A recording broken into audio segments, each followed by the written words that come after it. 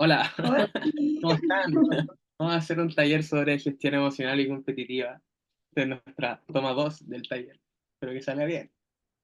Sí. Ah, va, ¿Quién eres? los disclaimers. ¿Quién eres? Preséntate. Bueno, me llamo Fernando, voy a ser parte de este taller. Soy de Chile, gran país. Y yo soy Amparo y voy a ayudar sobre todo en la parte de emocionalidad en cómo intentar gestionar un poco una situación para la que nadie está preparado, que son CEMUDES y análogos a CEMUDES. Así que le damos. Vamos, ahora sí. Sí. Lo primero, sobre todo, es el proceso previo a la competición. Y es que, sobre todo desde nuestra experiencia, lo que reconocemos es que dependiendo muchísimo de cuál es nuestra mentalidad y del rol que vamos a ocupar dentro del torneo, tenemos espacios y exposiciones muy diferentes a la emocionalidad que hay inherentemente del mismo. Yo, por ejemplo, siempre que he ido a CEMUDE ha sido o como equipo académico o jugando, lo que hace que mis tiempos de descanso sean muy diferentes a los que tiene una persona debatiente que a lo mejor solo está en Open.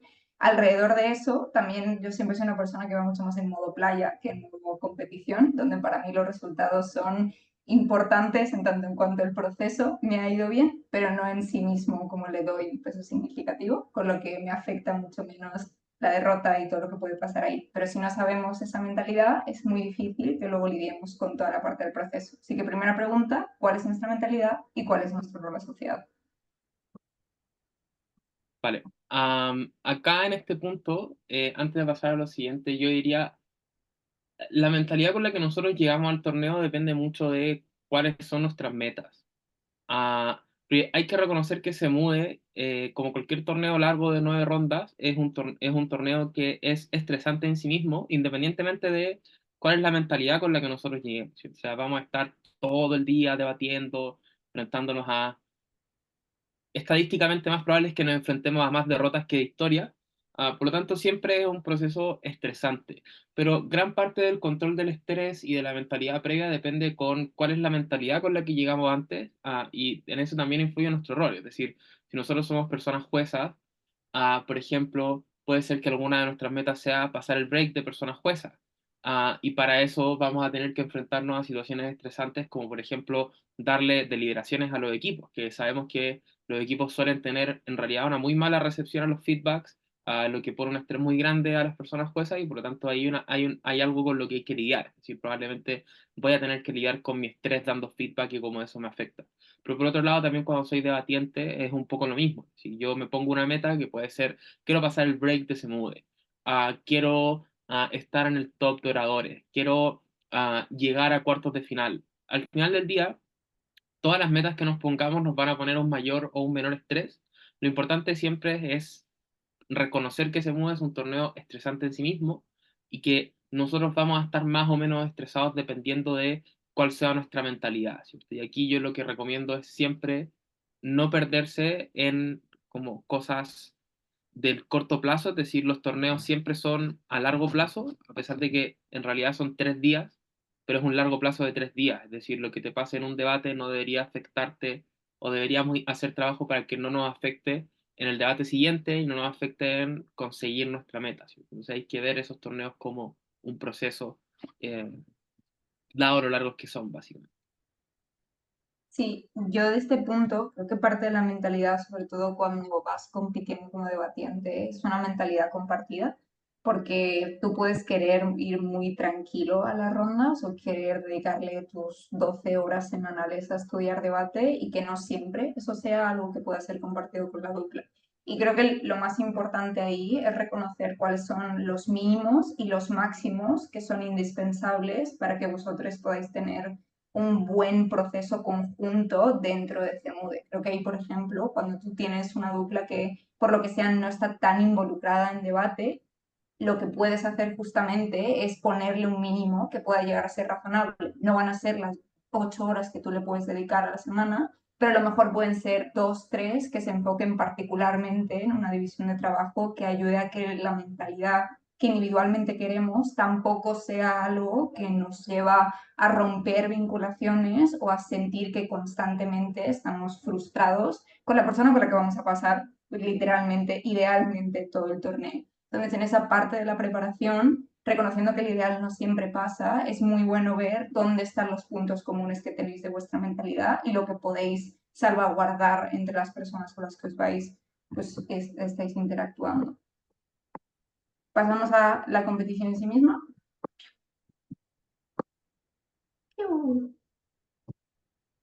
Va. Aquí yo creo que am, obviamente en Semu uno se enfrenta a resultados la mayoría de las veces que no son los que nosotros queremos, por distintas razones, buenos o malos incluso. Ah, pero el punto es, al momento de gestionar esos resultados y sobre todo cuando tenemos malos resultados, no son los resultados que queríamos, etcétera. Yo creo que hay dos cosas que son importantes tener en cuenta. La primera tiene que ver con, miren, debate siempre es una actividad que se hace en duplas, por lo tanto, pase lo que pase, siempre va a ser una responsabilidad compartida. Y eso es súper importante porque hay gente que tiende a responsabilizar a sus duplas por sus malos resultados y a quitarles crédito por los buenos resultados.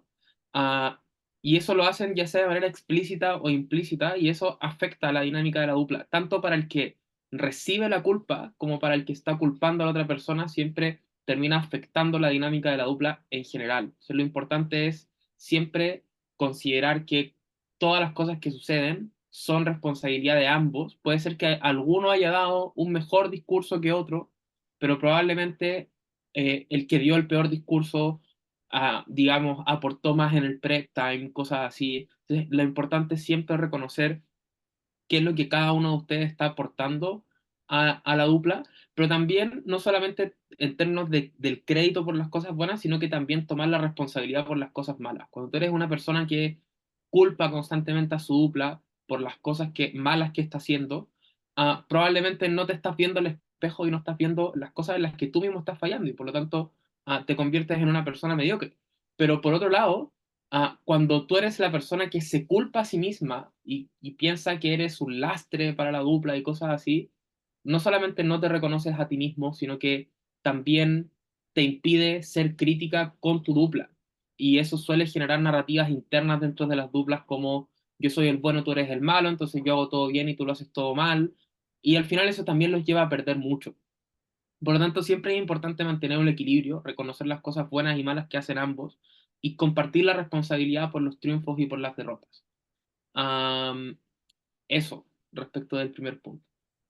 Sí, de la culpa en términos emocionales, al final es una respuesta que sobre todo lo que hace es enquistar y poner un valor inherente a lo que ha pasado, que nos pone cajitas con respecto a lo que siempre vamos a estar condenados a repetir o lo que ya nunca vamos a poder acceder. Entonces es muy importante intentar salir de ese primer instinto de culpabilización, o bien por defensa a otras personas, o bien como para intentar darnos una sensación de control y reconocer los puntos medios. Como hay cosas que van a escapar de nuestro control, pero hay cosas que no van a escapar y es ahí donde podemos hacer agencia. E incluso no solo como dice Fernando, como debatientes inherentemente de dupla, sino también como personas juezas. Es que aquí muchas veces un poco quitamos el valor que tiene en sí mismo, que formamos parte de paneles, generalmente de como mínimo 3 personas, y no es solo ya en resultados donde puede haber un split, que quizás es el mayor foco de atención donde la responsabilidad se ve que es compartida,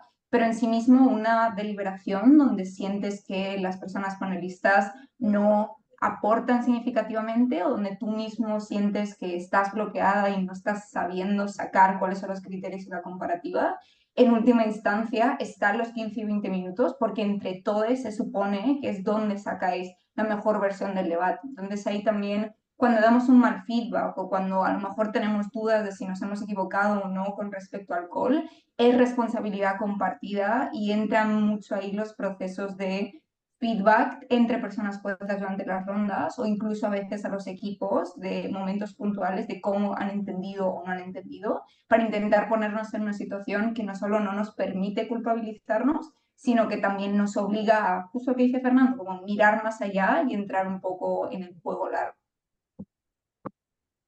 Juego largo. Largo. Am, ya, esto es muy importante.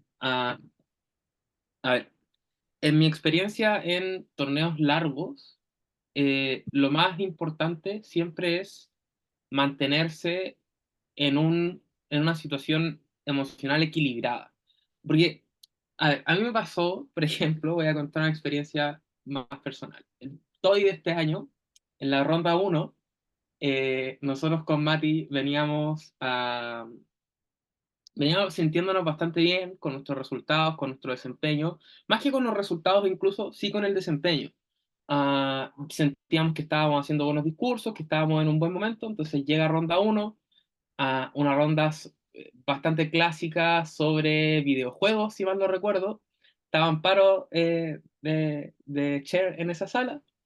Entonces nosotros tuvimos un prep time bastante mediocre, bastante malo, porque estábamos confiados y dijimos, en ronda uno podemos, digamos, hacerlo bien, sin hacer tanto esfuerzo, entonces hacémoslo bien. Y ya nos preparamos bien. Y resulta que ah, llegamos a ronda uno, no vimos bien el draw además, eh, y resulta que nos tocaba contra un equipo que era bastante bueno, que de hecho llegó a la final de ese torneo, que era Mundaka y Felipe Centeno. Nosotros éramos alta de oposición y ellos eran baja de volumen. Eh, entonces, evidentemente, nosotros quedamos segundos en ese debate, nos ganó Felipe y Mundaka.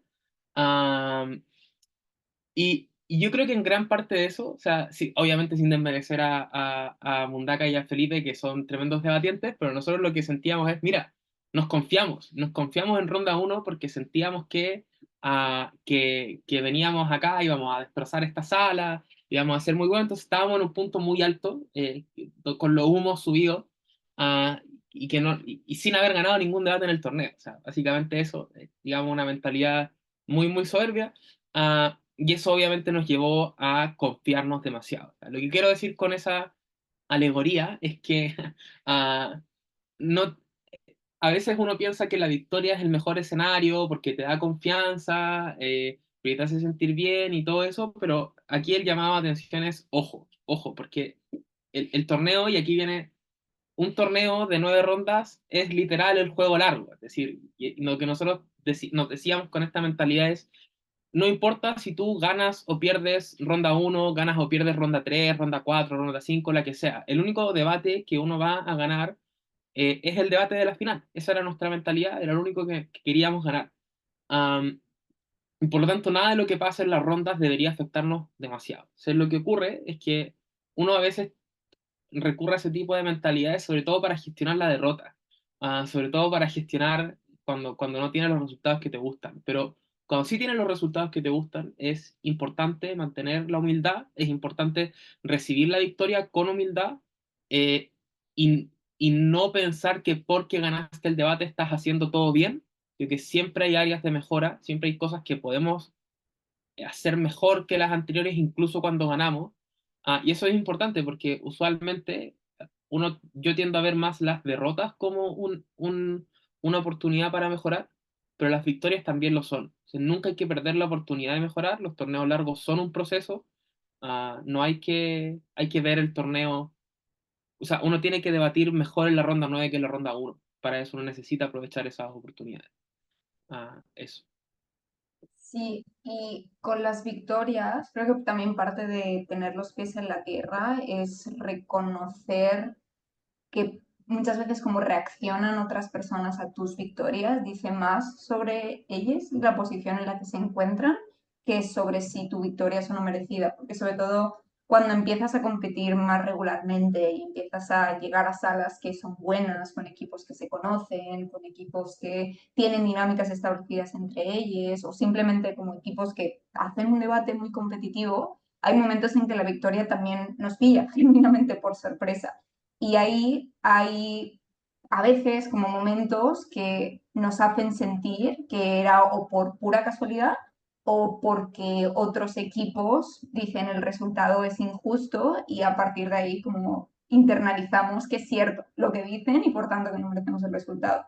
A mí, particularmente habiendo estado en esa parte del espectro en la que ha sentido más que no merecen victorias que no merezco derrotas, sí, creo que es importante reconocer que muchas veces debate saca la peor versión de las personas en los momentos en los que precisamente por lo mucho que nos importa hacer bien los resultados, si no estamos en un punto en el que reconozcamos que efectivamente podemos seguir creciendo, porque no tenemos las herramientas, porque el contexto no nos ha facilitado, las personas tienden a culpar a otras personas de sus propios defectos o de su mala estrategia o de no haber ejecutado lo que pensaban que habían ejecutado o de los criterios que pueden ser válidos de una persona jueza antes que reconocer que la victoria era válida y merecida en eso. Entonces ahí sí, sobre todo cuando empezamos a chocar con la competitividad, a veces masculinidades, a veces incluso como sentirnos muy modo diablo, independientemente de nuestro género,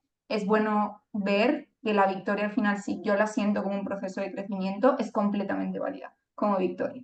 Me da igual que al resto de la sala no le guste, me da igual que haya personas fuerzas en contra, en última instancia es el resultado que nos permite crecer hacia otros puntos independientemente de que otros digan.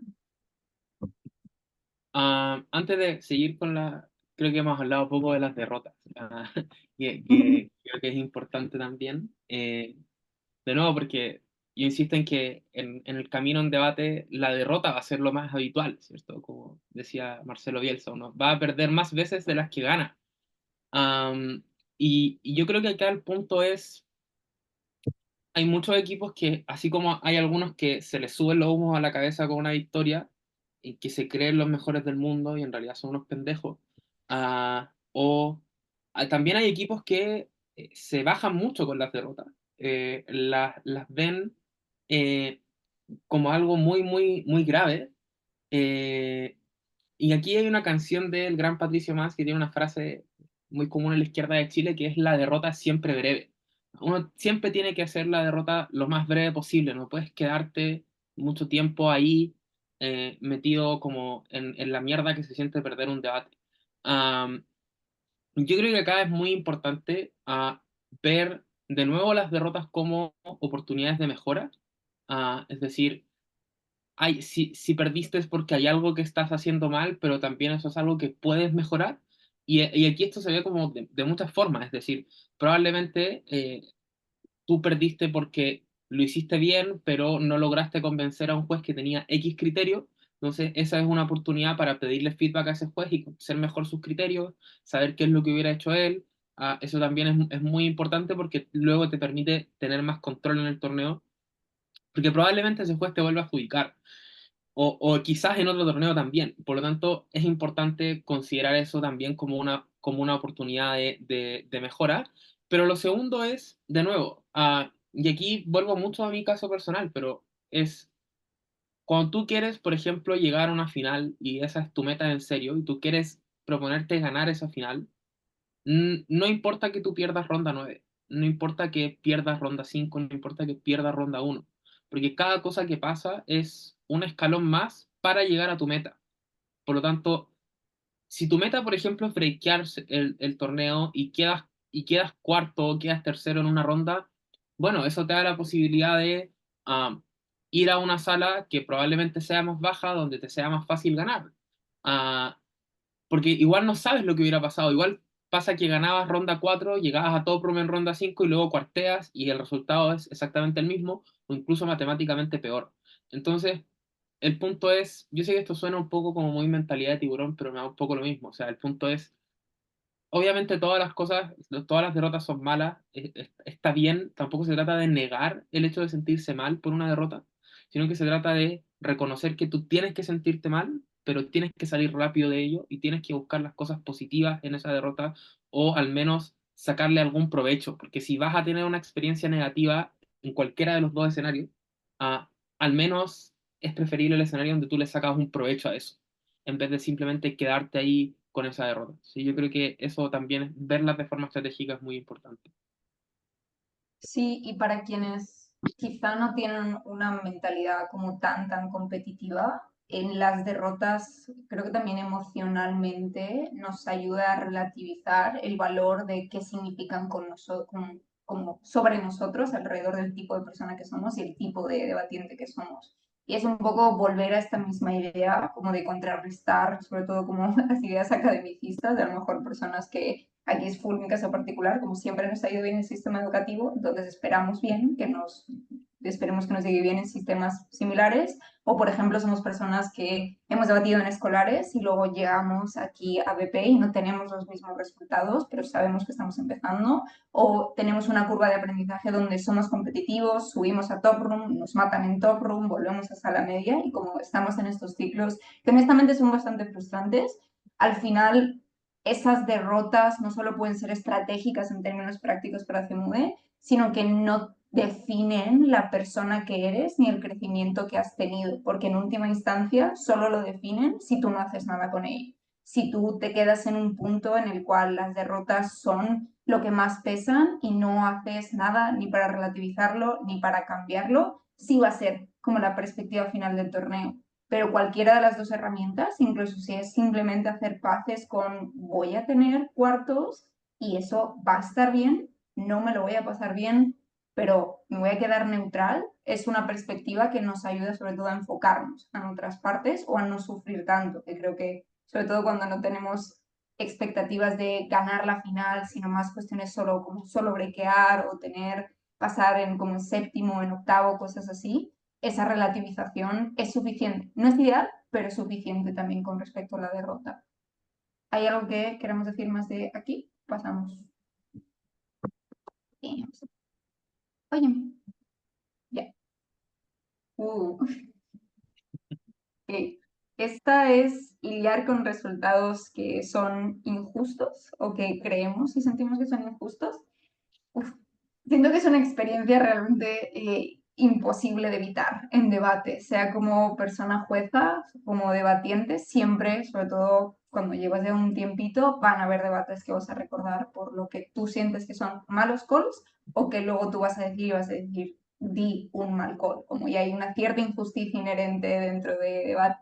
A mí me parece importante empezar por la perspectiva de persona jueza porque creo que no se habla mucho y es que está bien equivocarse y a raíz de eso coger y decir, pude dar un resultado que fue injusto, pero ahora daría herramientas diferentes para evitar eso. A mí, por ejemplo, me pasó relativamente recientemente que en el momento di un call que sentí que era genuino y luego cuando estaba intentando mandar feedback del call me sentía muy bloqueada porque era como, a lo mejor si bien entiendo por qué hice lo que hice, había una lectura muy razonable del debate donde quizá era más justo. Y creo que ahí, I don't know, pero somos personas y en última instancia creo que merece más la pena como acercarse a una persona debatiente y decir, mira, bro, lo siento, creo que era justo, pero ahora hubiera cambiado, incluso con nosotros mismos, como soltar esa herramienta de perfección constante, de estar siempre 100%, entender los casos,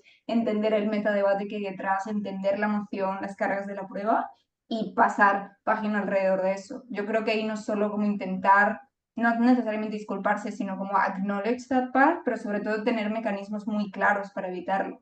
Yo en esa misma ronda de todo y que juzgué a Mati y a Fernando, una parte de mí durante el debate se preguntaba si yo estaba haciendo internamente un proceso por el cual podía teóricamente justificar que eran primeros. Y yo sentí que podría haber justificado que eran primeros, pero reconocer el punto en que dices, ok, estoy empezando a plantearme qué es el call que puedo dar y no cuál es el call más justo que siento que se tiene que dar y romper con esa misma perspectiva, sobre todo porque si lo pillas a tiempo, incluso si lo pillas a posteriori, te permite una levedad muchísimo más fuerte con resultados que afectan, pero que no son la panacea de la vida. Entonces, también estar presentes que nosotros podemos ser causas de injusticia, pero no por ello somos una mierda de persona o una mierda de persona jueza, ayuda, como en un torneo de 9 rondas. Igual que no puedes tener 9 victorias, no puedes tener 9 goles perfectos, ni 9 deliberaciones perfectas, ni 8 feedbacks de los que sientas que los has hecho absolutamente genial. Entonces, parte de esa injusticia creo que sí la olvidamos en las personas juezas, pero al final son las que como están manteniendo el torneo a flote. Sí, yo solo quiero agregar a lo de las personas juezas y después pasamos a lo de las debatientes. A mí también me ha pasado que he dado calls de los que me arrepiento. Eh, am, yo creo que gran parte del sentimiento que uno tiene cuando da un mal call, o incluso cuando no, incluso cuando tú das un call que sientes que es justo, que es el correcto, que es el que tienes que dar, y que no fue fruto de ninguna clase de subjetividad, sino que fue fruto de cómo tú consideras que deben aplicarse correctamente las reglas.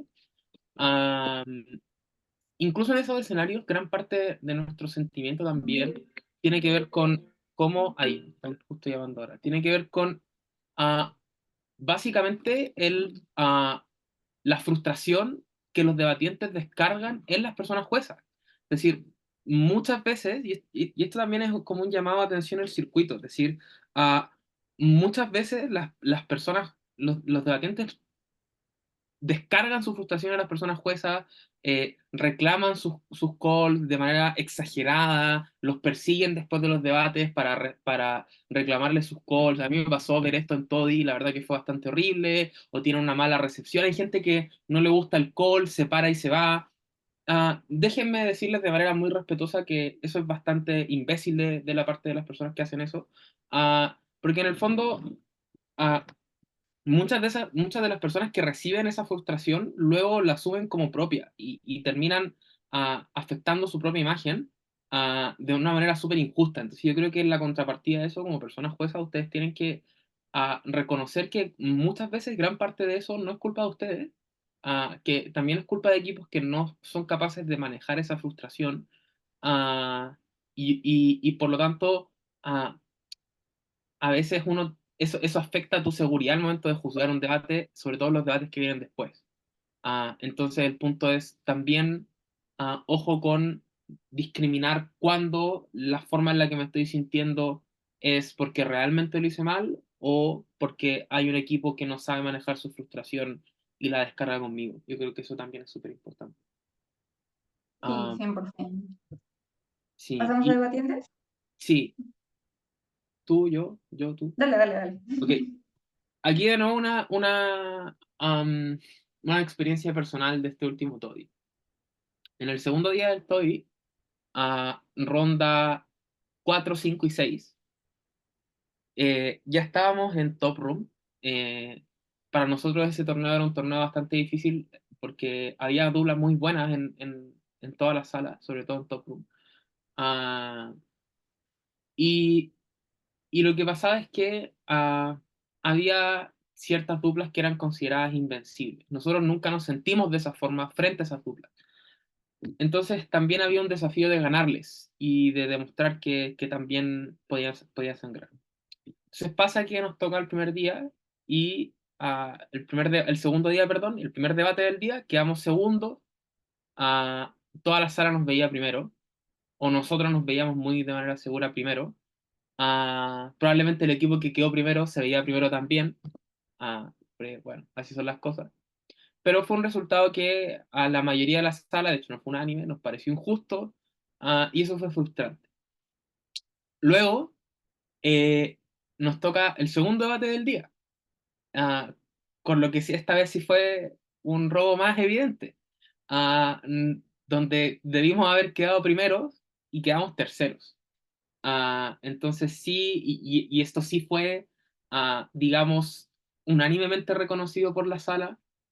eh, y luego llegamos al tercer debate y quedamos segundo, pero lo hicimos bien y fue un segundo justo. Ah, entonces ese día fue un día bastante difícil de gestionar. eh, y un poco aquí van como mis consejos a partir de esa experiencia. Lo primero es incluso los resultados injustos, uno siempre tiene un grado de responsabilidad. Es decir, la responsabilidad no siempre es de la persona jueza que toma una mala decisión. Para mí, sobre todo, esto es evidente en el primer debate, donde quedamos segundo y donde, claro, nosotros nos veíamos ganando, pero también había un resultado razonable que nosotros no compartíamos, pero que podría ser razonable, en el que no quedábamos primero. Entonces, ahí la autocrítica es, pude haber ganado por un margen mayor. Hay algo que hice mal, hay algo que pude haber hecho mejor que me lleva a un mejor margen de victoria. En el segundo debate, que fue para nosotros el robo más evidente, eh, claro, o sea, fue evidentemente, o sea, la persona jueza de esa sala evidentemente no lo hizo bien, pero el punto es, nosotros tampoco lo hicimos bien. Entonces, probablemente nos merecíamos ganar esa ronda, ah, que además era la ronda económica. Tenía algo ahí de ganar esa ronda frente a ese equipo. Pero el punto es, igual nosotros no tuvimos un buen prep time, igual tuvimos que sacarnos una extensión del bolsillo que no habíamos preparado en el prep time durante el debate. Igual los discursos no salieron tan finos. Igual no nos sentimos cómodos con nuestro desempeño en general, a pesar de que pensábamos que merecíamos la victoria. Entonces, de nuevo, ahí también había algo que nosotros podríamos haber hecho para haber mejorado nuestro desempeño en esa ronda. Ah, lo importante acá, diría yo, es am, ir gestionando esto debate por debate y no cargar con esta pesadez eh, hasta el final del día, ¿cierto? Que al final del día llegamos un poco con la mente cansada, pero ya mejor posicionados, ¿cierto? Y a pesar de que no tuvimos el resultado que queríamos, sí que, ah, digamos, sí que sentimos que lo hicimos mucho mejor, sí que sentimos que tuvimos mucho mejor prep time. Yo sentí que di el mejor discurso del día ese día, y era un discurso en el que de manera justa yo no ganaba el debate, pero había sido mi mejor discurso y me sentía feliz con eso. Entonces creo que ahí hay un punto importante eh, uno, gestionar esto debate por debate, que lo que pasa en un debate no te afecta en el siguiente. Ah, lo segundo, y esto se me olvidaba decirlo para el segundo debate donde me robaron más evidente, nosotros sabíamos que habíamos ganado, ellos sabían que habían perdido. Ah, quedarse con la victoria moral es un buen consuelo, creo yo, para gestionar la injusticia de una derrota. O sea, saber que les ganamos la ronda económica a pesar de que el TABI no va a decir eso. Ah, pero lo otro es, sí que es importante hacer gestión de todas estas situaciones o sea, al final del día. Es decir, al final del día tiene que haber un momento donde ustedes se sienten a conversar qué hicimos, cómo nos sentimos al respecto, cómo vamos a enfrentar el torneo el día siguiente. Eso sería en general lo que diría a partir de mi experiencia.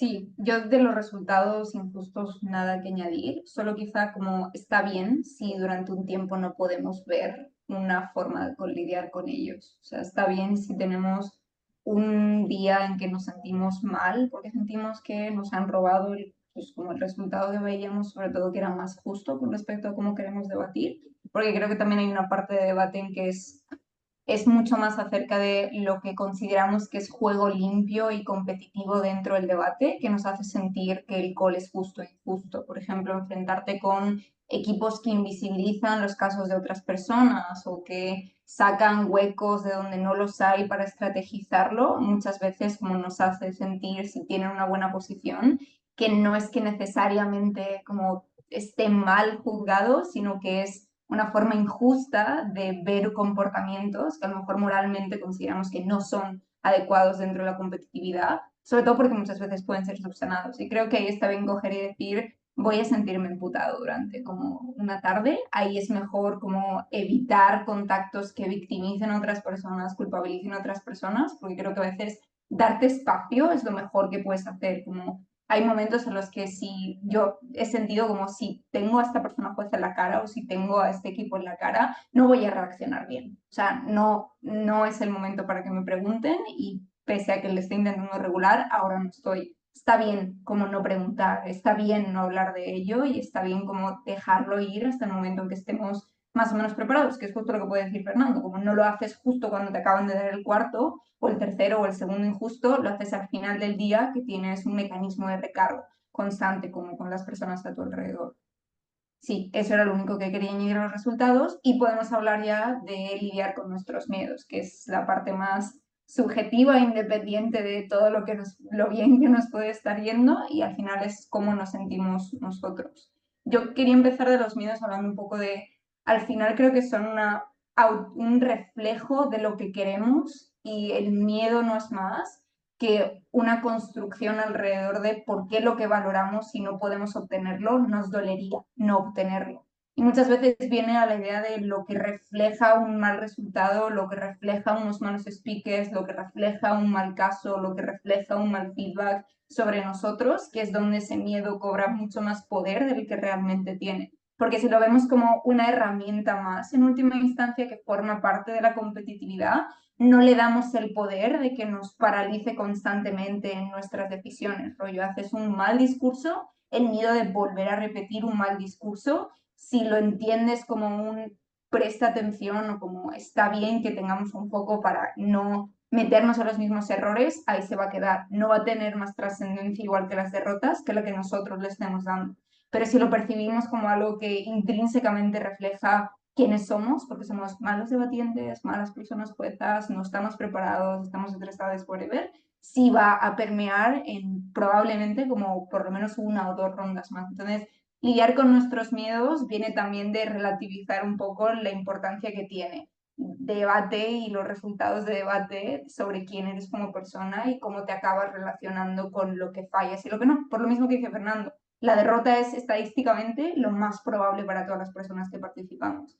Entonces ahí en un primer approach al miedo es como it's okay de tenerlo, it's okay de no darle el peso que muchas veces en personas ansiosas como acaba como funcionando. Y ahí es desarrollar herramientas no para prever qué pase, sino para ver cómo lidiamos con ello. Sí, a ver, aquí yo lo que añadiría tiene que ver con de mi experiencia personal y de lo que he como recogido de otras personas con las que he compartido en debate. Gran parte de los miedos en debate vienen a partir de no lidiar bien con las expectativas. Es decir, de nuevo un poco o sea, a ver, hay gente que tiene expectativas muy grandes respecto de sí misma y hay otras que esas expectativas en gran parte se existen porque siente que el resto de personas tiene expectativas muy grandes respecto de ella, y luego eso impacta en cuáles son las expectativas que tú tienes de ti mismo y cómo tú sientes que cuando no cumples con esas expectativas estás defraudando al resto, por consiguiente también te defraudas a ti mismo. Eso ocurre un montón. Y yo creo que esto es súper habitual en un torneo como se mude, donde uno llega, por ejemplo, siendo, no sé, soy uno de los mejores debatientes de mi circuito. Corte A, no breakea. No sé, vengo de haber ganado un par de torneos virtuales importantes, luego breakea último. Eh, y así un montón de cosas. O incluso eh, para las personas que están como más en el top, digamos, de la disciplina, que han ganado más cosas, también uno lidia con una presión muy grande. Eh, digamos, la presión de llegar, por ejemplo, siendo el campeón vigente del torneo. Es muy difícil, es muy, muy difícil lidiar con eso, porque es muy poca el área de mejora que tiene. O sea, yo particularmente sentí eso en el TODI, como decía, miren, el anterior año lo gané y quedé tercer mejor orador, cuarto mejor, y breaké segundo. ¿Qué posibilidades tengo de hacer un desempeño mejor que ese hoy día? O sea, no hay nada mejor que ganar el torneo. Breakear primero es extremadamente difícil e improbable. ah, y, y también en mi caso veía bastante poco probable quedar más arriba del cuarto mejor orador, considerando las personas que estaban en este TODI de este año, que era más competitivo que el anterior incluso. Entonces, todo ese tipo de cuestiones tienen mucha relación con las expectativas que nosotros nos ponemos respecto de nosotros mismos. Ah, y al final del día, esto les va a sonar como, no sé, pero lo mejor es para lidiar con esos miedos es liberarse lo más posible de esas expectativas. Y aquí me remito a todo lo que decía Amparo, pero también de repente una conversación con las personas que tú sientes que depositan esas expectativas en ti, eh, tener esa conversación, y de verdad se los digo por experiencia propia, es altamente probable que esas personas no depositen en ti expectativas tan grandes como tú piensas que son. tener esa conversación y que te digan ese tipo de cosas y que te digan que te van a querer a pesar de que fracases, créanme que es algo muy liberador. Eh, entonces, para mí el punto tiene que ver con eso. Y ya una vez que esas personas te liberan de esas expectativas, tú también puedes liberarte tú mismo y sentirte cómodo con tus resultados, con tu desempeño. Y al final del día lo importante es siempre buscar más que el resultado específico, más que el lugar específico en el top de oradores, más que el lugar específico en el break o la ronda eliminatoria, lo que sea. Hay que entender que el SEMUE de este año va a ser distinto al SEMUE del año pasado. Por lo tanto, medirse con base en esos resultados no es lo mejor. Lo único constante en ustedes es su proceso. Lo que ustedes tienen que buscar es la mejora, más que el resultado como tal. O sea, ver si se sintieron, no sé, si promediaron más puntos de persona oradora, incluso cuando quedaron más abajo en el top. Si sintieron que hicieron mejores discursos, que llegaron a salas más altas, independientemente de que hayan breakeado más alto o más bajo que el año anterior. Lo importante siempre tiene que ser buscar la mejora, independiente del resultado. Y cuando ustedes son capaces de verlo de esa forma y de sentirse bien con la mejora, incluso cuando en el papel el resultado es mejor, probablemente su relación con debate también va a ser mejor en general. Eso. Sí, y para aportar un poco la perspectiva complementaria, ahondando en lo justo lo que dice Fernando, de que las condiciones son diferentes, nuestro desempeño no solo es diferente por esas condiciones, como en términos tan tontos como que nos toque un draw donde sentimos que estamos en el lado bueno de la emoción, donde tenemos a lo mejor capacidad de respuesta ante el equipo que consideramos es como más solvente dentro de este debate concreto, pero también cosas que a veces como no lo pensamos tanto, pero la pura, no suerte, pero sí las casuísticas que no controlamos acerca de cómo miden nuestro desempeño desde el inicio, particularmente cuando somos personas suezas. O sea, a mí me pasa mucho que por mi neurodivergencia, a mí las palabras que utilizan dentro de los exámenes de personas juezas hacen que yo pueda tener preguntas flagrantemente mal o como maravillosamente bien, dependiendo de cómo yo entienda una sola palabra, porque me cuesta mucho ir fuera de la literalidad, porque el lenguaje que utilizan otras personas no es el lenguaje con el que mi cerebro procesa,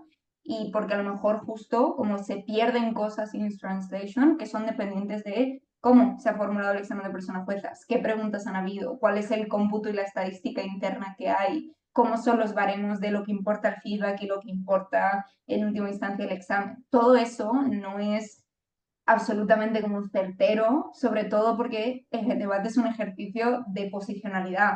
A mí, en mi primer CEMUDE que juzgué, llegué a ser panel de octavos y me parecía que era maravilloso. En el siguiente año llegué a ser panel de la final y dije, maravilloso. Pero luego en siguientes años yo nunca he podido juzgar más de cuartos, porque siempre me han cruzado incompatibilidades o he estado en un equipo académico en el cual no pues sí, no quería estar involucrada de esa forma. Y eso es súper legítimo. Pero claro, si no vemos esas cosas que están en nuestro contexto y que condicionan nuestro desempeño, muchas veces luego sentimos que verdaderamente sí, estamos reflejados en las cosas que no hemos conseguido. Entonces aquí, igual que no puedes comparar el desempeño del año pasado en términos como llegué a ser principal de esta ronda, porque a lo mejor este año tienes mejores feedbacks, mejor nota, pero resulta que hay personas que han crecido más que tú, que han currado más que tú y que son tu principal. Que les ha ido mejor por lo que sea, dice mucho más y creo que es mucho más sano gestionarlo emocionalmente, casi como viendo la aspiracionalidad de lo que otras personas han conseguido, si verdaderamente queremos consistentemente llegar a eso, pero también como sentirnos felices por ellas, o sea, y sentirnos bien porque alguien que ha currado efectivamente esté en esa posición no significa que yo sea menos válido como si hago panel, si hago de principal, porque al final mi voto cuenta. Igual, mi opinión cuenta, mis criterios cuentan y creo que muchas veces es justo lo que dice Fernando, como es el proceso independientemente de la etiqueta que se nos esté asignando, que muchas veces pues, son decisiones que nosotros no necesariamente controlamos, que puede ayudarnos a contrapesar la importancia que tienen esos miedos o no. ¿Pasamos a la siguiente? Ujú.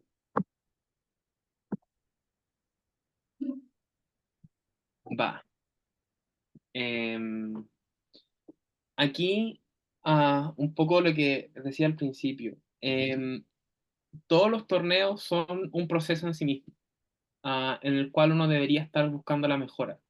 Uno no debería debatir ronda 9 de la misma forma en como debate ronda uno. Idealmente uno debería haber mejorado, ah, y eso en gran parte es un tema de mentalidad, ¿cierto? Eh, entonces acá un poco el tema es, esto se relaciona mucho con las metas. Muchas, muchas cosas van a pasar inesperadas antes de que nosotros lleguemos a nuestra meta. Vamos a perder un montón, vamos a tener resultados injustos, etcétera. Y acá el punto es nunca desviar los ojos de la meta. Para mí ese es todo el punto. Esto es lo que nosotros con Mati le pusimos el juego largo, que a nosotros solo nos interesaba ganar un torneo, o sea, un debate dentro del torneo, que era la final. Y las dos veces que fuimos con esta mentalidad, la verdad nos fue bastante bien. En el primer torneo, en el primer TODI, esto se puso muy a prueba porque nosotros breakeamos segundos y el equipo que breakeó primero hizo 27 de 27 puntos. Cada vez que llegamos a enfrentarlos, perdimos. El punto es cómo eso afecta tu mentalidad para llegar a la meta. Honestamente, nosotros sentimos que no nos afectó, nosotros sentimos que pudimos gestionar muy bien con eso y luego utilizar cada una de esas derrotas como una oportunidad para mejorar, para pedir feedback, para entender por qué otro equipo nos estaba ganando. Y luego cuando llegamos a esa final de 2023, nosotros sentimos que el prep time que tuvimos fue el mejor que tuvimos durante el torneo, que los discursos que dimos fueron los mejores que dimos durante el torneo, ah, y eso se tradujo en un resultado. Eh, lo mismo en el segundo todavía. Entonces, para mí el punto es, uno no tiene que dejar que los baches del camino te distraigan de tu meta. El camino a la meta nunca es un camino fácil, nunca es un camino regular, sino que hay altos y bajos.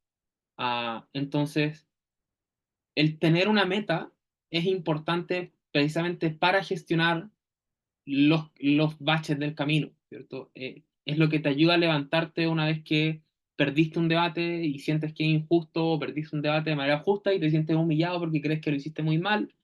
En todos esos escenarios, recordar que tienes una meta, a la que quieres alcanzar, a la que le pusiste tiempo, esfuerzo y probablemente dinero, eh, es lo que te ayuda a levantarte en ese tipo de situaciones. Y por eso yo creo que es importante jugar a esas metas. Cada batalla es importante, pero no tan importante. Cada debate es importante, pero no tanto en sí mismo, porque hay otros debates. Ah, entonces, nunca separar los ojos de la meta, yo creo que eso es importante durante el torneo específicamente, para mantenerse lo más estoico posible. Sí, yo aquí quiero poner un contrapunto, que es que como personas suecas creo que ese juego largo es mucho más difícil de visualizar, porque la forma en que funciona el torneo es una en la que sí las pequeñas derrotas pueden bajar significativamente tu calificación y que a partir de ahí seas despriorizado conforme van avanzando las rondas. Y creo que ahí el juego largo es justamente como pensar en el punto hasta el que llegas, no en el punto hasta el que deberías haber llegado en otras circunstancias o en el que te hubiera gustado llegar si hubieran cambiado el resto de cosas del torneo, porque a diferencia de los debatientes, como si tú haces las 9 rondas de malos feedbacks, incluso si pasas el break, luego probablemente sean de los primeros a los que mueras, y incluso si haces una gran brillante deliberación durante cuartos o durante octavos, puede que la siguiente ronda simplemente no estés. Entonces yo ahí volvería hasta el punto de cuartos, hasta el punto de octavos o hasta el punto de no break en el que he llegado, cuáles han sido las circunstancias que me permiten ver que sigue habiendo un progreso. Porque ahí justamente como no podemos ni tenemos tanta agencia sobre nuestro posicionamiento cuando adjudicación nos va moviendo, creo que es muy, muy bueno tener notas de nosotros mismos, que es algo que no siempre se hace, pero sí que tú des un feedback, que a lo mejor grabarte el feedback para escucharlo al final de la noche y decir, ok, creo que hay cosas que objetivamente puedo mejorar y tengo la capacidad de mejorar. Entonces, ver ese juego largo hasta el punto en que has llegado, valorizando las pequeñas cosas que sí has sido capaz de aprender de otras personas, pero también en tu propio desempeño, ayuda cuando las circunstancias son diferentes. Como que sí me parece importante porque como persona jueza este juego largo pueden ser más cosas como fuera del torneo, como que llegues hasta cuartos, hasta octavos, hasta semis y luego esto te sirva en el currículum para, no sé, pues presentarte a adjudicación de un torneo que es importante para ti el año que viene, de más personas puedas financiadas, de lo que quiera que sea, de que un equipo, algo tan sencillo como que un equipo se te acerque y te diga, ah, entendí ahora lo que tenía que hacer para haber ganado la ronda y por eso no me palmaron en 2 rondas después, creo que es más que suficiente en juego largo cuando afectas a otras personas ahí, pero tenemos que hacer un esfuerzo más grande, como tenemos que sacar las partes que verdaderamente nos duelen y sí darnos cuenta de que las pequeñas victorias, el pequeño progreso es nuestro juego largo, porque es lo único que podemos materializar y contabilizar dentro del propio torneo. Sí, solo quería añadir eso, Vale. tu niño. Adelante. Miedo al fracaso. Bueno, esto es un poco lo que ya les comentaba anteriormente, o sea, de nuevo, em, gran parte del miedo al fracaso depende con lidiar con las expectativas, pero aquí lo que añadiría y lo que me recuerda a la imagen de Killua es cuando está entrenando ahí para ir a pelear con las hormigas quimeras. Ajá. Que tiene que ver con am, todos le pueden ganar a todo el mundo. Y yo creo que eso es un punto importante. Porque a veces, y esto yo creo que sí es distinto, a veces el miedo al fracaso nos paraliza y nos impide hacer cosas que debemos y queremos hacer. Am, yo creo que esto ocurre mucho, por ejemplo, cuando hay debatientes que ven a un equipo que consideran muy bueno en la sala y no intentan ganar. Y eso los condena al fracaso. Y es un círculo vicioso porque no intentar ganarle al equipo te condena al fracaso, pero tú no quieres, no intentas ganarle a ese equipo porque sabes que vas a fracasar y le tienes miedo a esa situación. Am, para mí acá el punto muy rápidamente es desmitificar a las personas que son buenas en el circuito, sacarlos de su pedestal, no son perfectos, también sangran, igual que ustedes, también cometen errores, ah, y no hacer el intento de ganarles es lo que te condena al fracaso. Intentarlo probablemente te lleva a fracasar, pero es lo único que te da la posibilidad de ganarles en algún momento. Entonces siempre hay que jugar de igual a igual, independientemente de a quién tengamos al frente. Y al final esas son las personas a las que les va bien. Diría eso simplemente. Sí, yo nada que añadir en esta parte. Entonces podemos pasar ya al final, que es un poco más los roles de cuidados y casi relacionales y de autocuidado que acabamos teniendo en el torneo.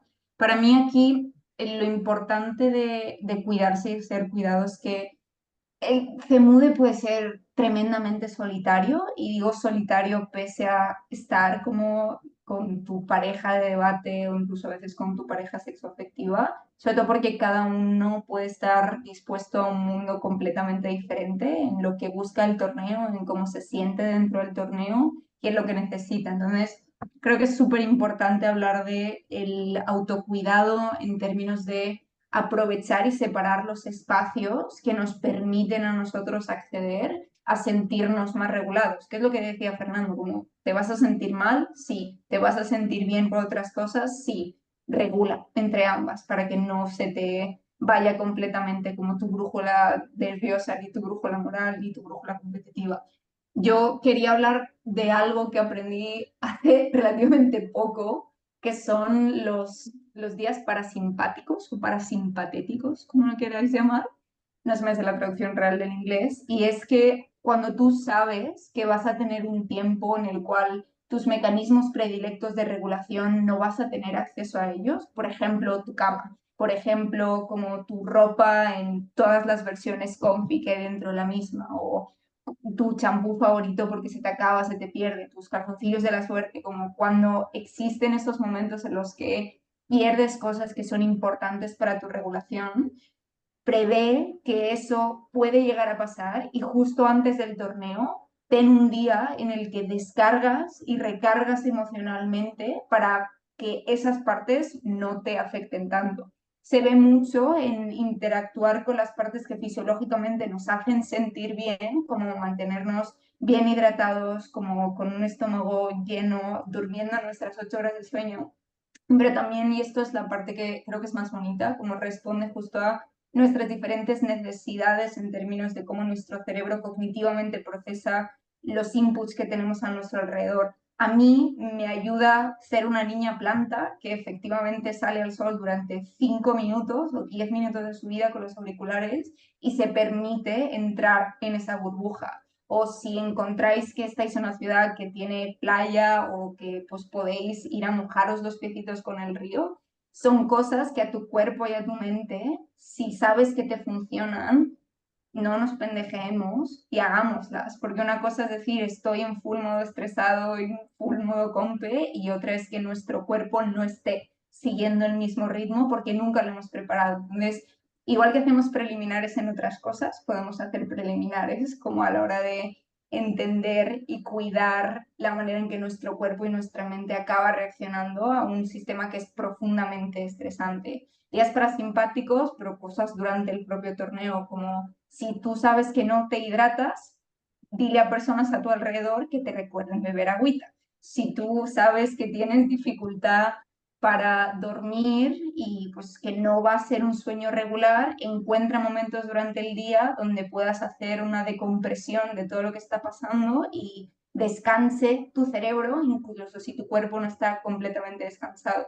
Y el motivo de esto es que el cansancio se acumula y lo que hace en última instancia es que si no encontramos formas de canalizar, es como una tubería que pasa de tener como un solo chorro donde de repente sale todo y explotamos a tener pequeños puntos de descompresión, que incluso si es el mismo estrés que acabamos teniendo, se siente diferente. Tu cuerpo lo siente diferente, tu mente lo siente diferente y te permite no solo sobrevivir te mude, sino disfrutar. Te mude pese a que no va a ser perfecto, pese a que nos vamos a equivocar, pese a que va a haber momentos impredecibles, pese a todas las cosas que sabemos que no siempre salen con respecto al ideal. Entonces, sí me parece importante como esa separación de no convertir Temude en solo el espacio de torneo, porque en última instancia no lo es. O sea, de forma relacional encuentras vínculos y puedes tener redes de cuidado muy fuertes que no dependan a lo mejor de solo tu vinculación principal sexoafectiva, que pueden ser amigues, que pueden ser incluso como personas de organización, personas de equidad que están ahí literalmente para cuidarte, y que generas muchos más contrapesos cuando el mundo que sientes a tu alrededor no funciona al mismo tiempo que tú estás funcionando. Entonces, si después de 3 temudes en diferentes roles, la mayor diferencia ha sido siempre el entender cuáles son los mecanismos por los que yo puedo cuidarme a mí mismo y cuáles son los mecanismos que puedo accionar para dejar ser cuidado. Como todos, hay un meme muy gracioso que es cuanto más hardcore eres en tu vida real, como de matemos al capitalismo, soy una girl boss, como lo quieras llamar, luego más baby quieres ser en tus momentos de descanso. And it's true. Y es súper fair y es súper lindo, como todos queremos ser una bolita y tener esos momentos. Y está bien, por muy adultos que seamos, como es nuestro niño interior y el que nos acaba balanceando de las cosas que no son como tan predecibles o tan lindas para nosotros. Sí, yo lo único que quisiera agregar acá son dos cosas. La importancia de como terceras personas ajenas a la dupla para gestionar ciertas situaciones, incluso de la dupla, también son importantes. A tener a alguien más de confianza a quien contarle tus cosas es importante durante el torneo. Pero lo segundo es también la importancia del descanso, y del descanso entendido como algo conducente a la productividad y a los mejores resultados. Porque hay mucha gente que tiende a pensar que es mejor como ponerse a, después del torneo, entrenar, después del torneo, leer el case file, hacer todo ese tipo de cosas que honestamente les van a aportar muy poco y más les van a perjudicar que ayudar. O sea, es importante que después del torneo tengan momentos de esparcimiento donde no piensen en el torneo, donde se relajen, donde hagan otras cosas, etcétera. Eso es muy, muy, muy importante, no explotarse durante el torneo. Ustedes ya están teniendo y al momento de llegar al torneo ya van a haber tenido su proceso de preparación en el torneo. Confíen en ese proceso. Independientemente de lo bueno o lo malo que haya sido, confíen en ese proceso. Probablemente el proceso fue siempre en función a sus metas. Yo veo poco probable que un equipo pretenda ganarse MUDE sin haber entrenado absolutamente nada, sin haber estudiado absolutamente nada. Entonces siento que generalmente uno tiene procesos previos a CMUDES en función de qué tan ambiciosa es la meta que se pone.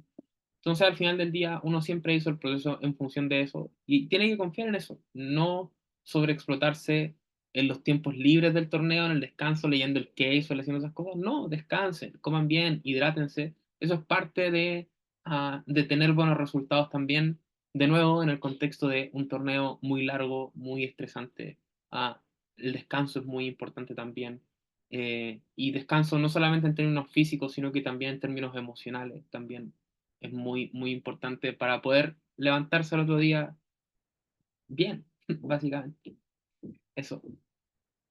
Sí, yo para poner un matiz más con respecto al descanso, en términos relacionales, a veces es un poco complejo compatibilizar las necesidades de todas las personas involucradas con cómo encuentran ese descanso. Como la dinámica más común que solemos ver son estas típicas de ansioso con evasivo y que cuando yo necesito espacio, la otra persona quiere tenerme cerca y viceversa. Ahí no solo por experiencia, sino sobre todo como después de entender un poco más como esas etiquetas. Creo que muchas veces si nos dejamos llevar por lo que nos hemos autoimpuesto, que es nuestra forma de necesitar y de descansar, podemos encontrarnos con más bloqueos que si reconocemos en el momento cuáles son las necesidades que tenemos, tanto de acercamiento como de alejamiento, de cariño, de desconexión, para llegar a un punto que sea un mínimo común favorable, incluso si no es nuestro máximo de, ponte, pasar todo el día en una piscina en un hotel de 5 estrellas, pues tomándome un zumito pues, sí, tomándome un zumito con mis amigos jugando al voleibol, me da igual, o sea, como incluso si no puedes llegar a eso, creo que individualmente es muy válido decir mi mínimo es que necesito X horas sole y X horas para yo decomprimirme y aquí no puedo hacer rol de cuidados con otras personas, incluso si te quiero, incluso si quiero cuidar de ti, pero también viceversa, como está bien, si tú quieres tener espacio, luego te pido que vuelvas a darme mimitos y que me hagas sentir querida, de la misma forma que para mí darte el espacio ha sido una forma de yo reconocer tus necesidades y hacerte sentir querido. Entonces ahí no es un todo o nada, ni en cómo nos sentimos ni en lo que necesitamos, sino más bien un dejar ver en el momento cuáles son las formas en las que eventualmente como podemos pedir a las personas a nuestro alrededor que nos cuiden y ser cuidados. Y es lo que decía Fernando, igual que le puedes ir a tus panas y decir, oye, si saco 3 cuartos seguidos me sigues queriendo, puedes ir a tus amigues, a tu vínculo sexoafectivo, a personas que pues no pensabas que podían ser tan importantes, pero que por lo que sea en el torneo como sí acaban siendo pues, pilares emocionales y decir, oye, necesito cosas, sea de espacio, o sea, de un poco de cariño, acercamiento con respecto a eso. Y está bien, o sea, como al final te mude, pues es un maravilloso espacio relacional, es un maravilloso espacio de cuidados si queremos serlo y competitivamente no tienen que ser incompatibles el uno con el otro. Entonces es lindo, todos queremos comer como nuestros bebés de Frieren que tienen hamburguesas más grandes que sus caras. Ese es uno de los goals de Colombia y de cualquier FIMUDE, la verdad, no mentiremos. Y sí, por mi parte yo no añadiría nada más de cuidarse, autocuidado. No, tampoco. Pues entonces, ya está. Arigato gozaimasu. Muchas gracias. Ahora vamos para la grabación. Bien.